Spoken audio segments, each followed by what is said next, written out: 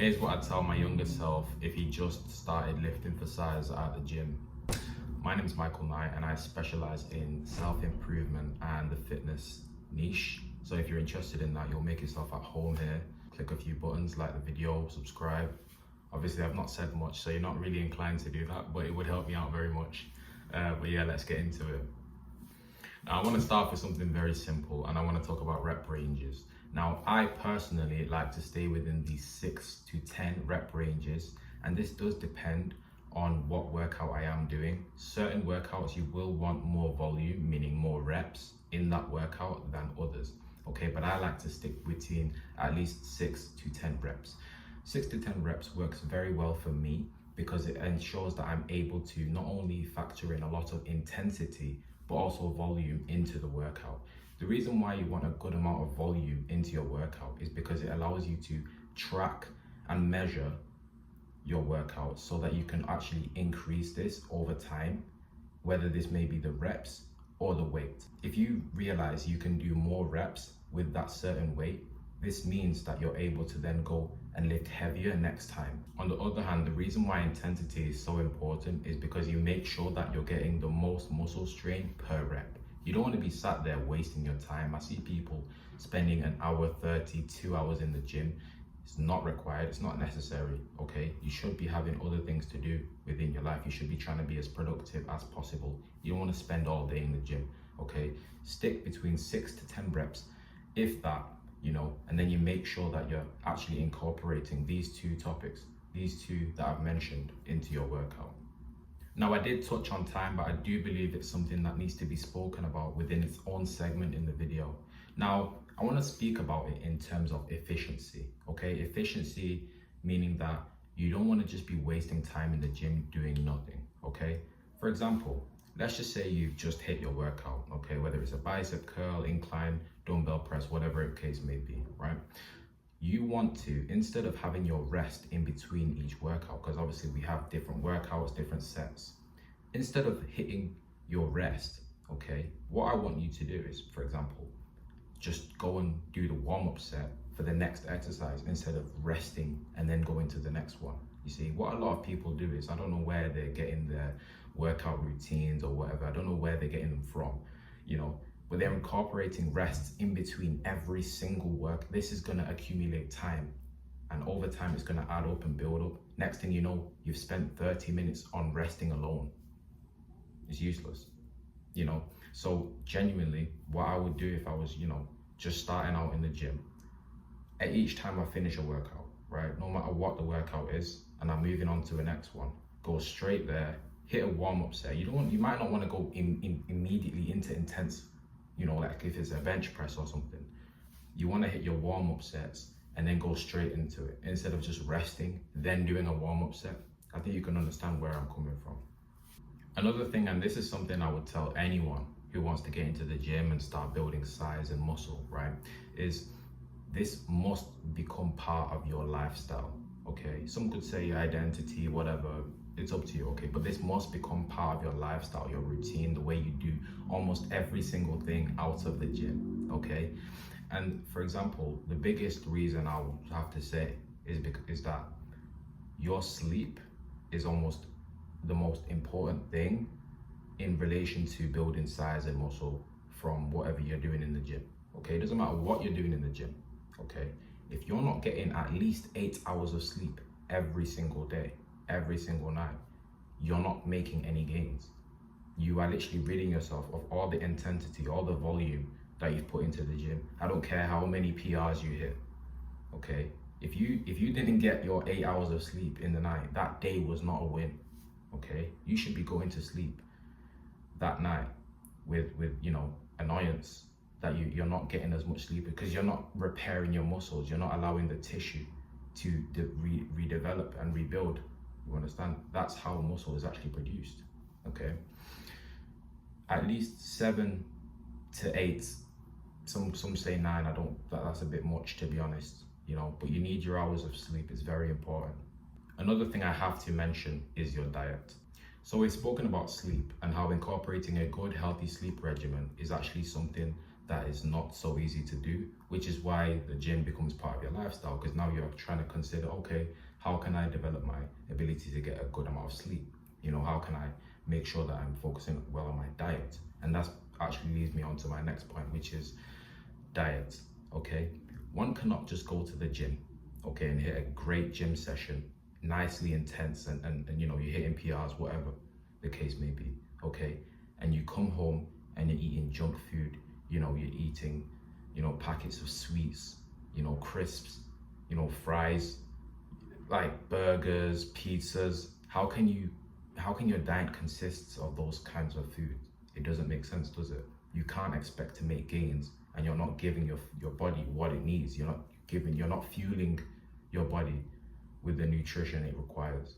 You understand? If you want to build size and muscle, you must understand this key rule, and that is, for every kilogram you weigh, you must consume at least 2 grams of protein. Okay, protein is your superfood. It's what you should be looking for anytime you're in a supermarket, anytime you're shopping for food, even if it's snacks. You should be trying to incorporate protein into your diet in some way, shape, or form. Okay, so for example, right now I'm sitting at about 87 kilograms. Okay, meaning I need to eat double that in protein per day in order to hit my protein goals and making sure that my body's receiving the protein it requires for muscle hypertrophy to occur. So again, when I spoke about the gym being a sort of lifestyle path, you can understand I was not kidding, because not only are you having to take into consideration your sleep, but also your diet. And these are two things that make up a large portion of our lives in the first place. Okay, and listen, there's nothing wrong with that. Okay, this will literally make you a better person. This is why I preach self-improvement. Okay, because there's no real downside to these things. There's no real downside from, improving the quality of your sleep. Okay, and understanding how your sleep can affect so many different realms, so many different portions of your life. Okay, there's no downside from improving your diet. Okay, just from what you eat, people can it paints you in a better light. People understand, okay, this is this sort of person because he eats this kind of food. He doesn't go to the 100 takeaways that you'll see from, your college or place of education from there to your house. Imagine if you only engaged in food spots from these sort of places. It would say a lot about you as a person. But if you take it upon yourself to say, actually, you know what, I'm not gonna do that, and I'm not gonna live that kind of life. I'm actually gonna eat clean. I'm gonna eat my sweet potatoes. I'm gonna eat my rice, my ground beef, steak, sirloin, vegetables. That's the stuff that I kind of like to eat as well, fruits. It says a lot about you as a person, and you should take pride in that. Never allow anybody to make you feel awkward because you're deciding to better your life. Now, we all want an optimized experience in the gym, but it's what we do outside of the gym that can actually determine that. Okay, now stay with me. Before I go to the gym, I like to consume a certain carb. Okay, this might be rice or pasta, maybe even some oats. Just essentially something that's gonna digest slowly and burn slowly and provide you with long-lasting energy that you can use once you actually get to the gym. I know that some people opt for some fruits just before their workout for that sort of quick affecting energy boost that you get. That is obviously another healthy option. That's something that you can opt for. It's completely up to you. You can do either or, okay? But it's what you do outside of the gym a lot of the times that will actually influence and impact your performance within the gym, okay? Don't know about you, but listen, this is the most important thing.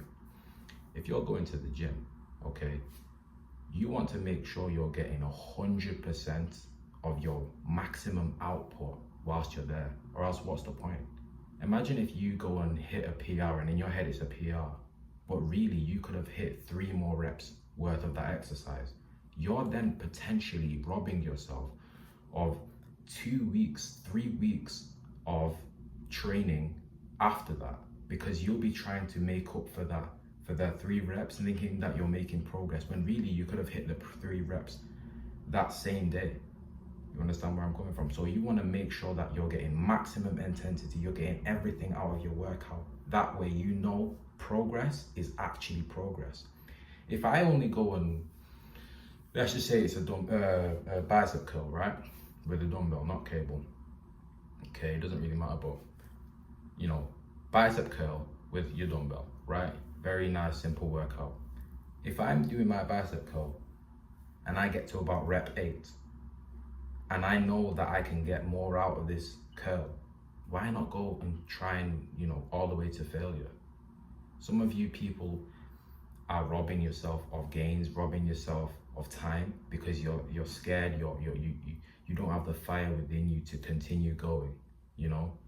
It's very important that you take this into account. Now, we've spoken about how nutrients affect your performance in the gym, otherwise known as the anabolic window. Another thing, and this is probably the most important thing you must understand when trying to build muscle, okay, and this is your hormones, okay? Testosterone is the most vital hormone you have that will aid you in, well, muscle hypertrophy, okay? Everything you do in your life has the ability to diminish your testosterone or increase it. I do actually recommend for all of you to get your testosterone checked. It's very important to understand because you never know, you could actually be in the very low percentile, and there are many reasons for this, reasons that I most definitely will go into in future videos, okay? So subscribe and keep tuned for that. But there could be different reasons as to why you have a low testosterone, and this can have a direct knock-on effect as to why you're not making gains in the gym, you're not making gains in your social life, in your dating life, in any of these different realms, okay, that we live in, okay? Now, having a high testosterone literally means, and this is obviously your free-base testosterone, right? There's a difference between your free-base testosterone and your actual testosterone which you are using, okay? Now, we can go into that in future video, but a high and healthy amount of testosterone will literally boost your gains and your speed in which you make your gains, how much you can lift. Essentially, everything gets an upgrade, okay? You want to make sure that you're optimizing your own life to increase how much testosterone you are able to produce and use. The last topic I'd like to speak on regarding muscle hypertrophy in the gym is safety. Okay, safety is by far probably the most important thing you should think about when, well, working out in the gym. Okay, because if you injure your muscle, you know, and you tear your pec or your bicep, this literally means it doesn't matter what happens after that, you can't train, you can't build any muscle. And if that's your aim, you want to make sure you can do that, you understand? So, you know, when you go online, you'll see so many things. You'll see people ego lifting, you know, doing all these weird, wacky exercises. Okay, you should not follow any of that. That is terrible advice. It's terrible for you to consume, okay? Because if you injure yourself, it's only going to be on you. You know, no one's going to take blame for that but yourself, okay? Safety is number one. Safety is key. What I love to do is, right, I love to make sure I'm hitting the full range of motion, obviously on the exercises that matters in, okay? This way I know I can fully control the weight as it's coming up and it's going down, you understand? This way, when I increase the weight, I'm not missing out on certain percentages of the lift, of the range of motion that I should be going through, you understand? Before I lift weight, I need to make sure that I have earned the right to lift that certain weight. You see so many people rushing to try and curl, I don't know, 30 kg, you know, do this, do that, and it's like, bro, that isn't you. You haven't earned the right to say, oh yeah, I can lift this weight. You see a lot of people rushing into the gym and saying, oh, but I've seen this guy online and, you know, I should be able to lift that much because we're the same age and blah, blah, blah. No, it doesn't work that way. You know, everyone is different. Everyone's in their own lane, okay? Don't allow what you see online to impressionate you. Don't, okay? This is real life, bro. You know what I'm saying? So safety is number one, okay? Take things slowly, okay? It's literally very easy. These are very simple steps I've provided for you, okay? 6 to 10 reps, you know? Skip your rest times, go straight into your warm-up set and then go straight into intensity, okay? You want to make sure you're getting your hours of sleep, you're getting a good diet, okay? You want to make sure you're optimizing your testosterone by doing those things. Literally, you know, you're getting your sunlight, at least 30 minutes of sunlight every single day. That's vitamin D, okay? You get your vitamin C from your fruits, you get your vitamin D from the sun, things like that. You're taking supplements. I'm going to talk about supplements in future videos as well. You know, there are so many ways as to how you can optimize your testosterone, okay? Your king hormone. This is what makes you you. This is what makes you man. This is the hormone that actually society and whoever else, the higher ups, whatever, you know, tinfoil hat, I know, they don't want you having a healthy amount of testosterone. If you look at the stats, if you look at the statistics, they will literally tell you there's been a rough decline in testosterone amounts within the average man in 2025, 2026. That's an issue, that's a problem. Okay, now I didn't come on here to talk about that, right? But you can understand how this can affect you. And it's an issue that needs to be addressed within your own life. Oh, am I within that percentile of people with low testosterone? You need to ask yourself this question and do something about it now, or else don't even bother going to the gym. That's the truth. But honestly, it's been a pleasure. Okay, thanks for joining me, and yeah, stay tuned for the next video.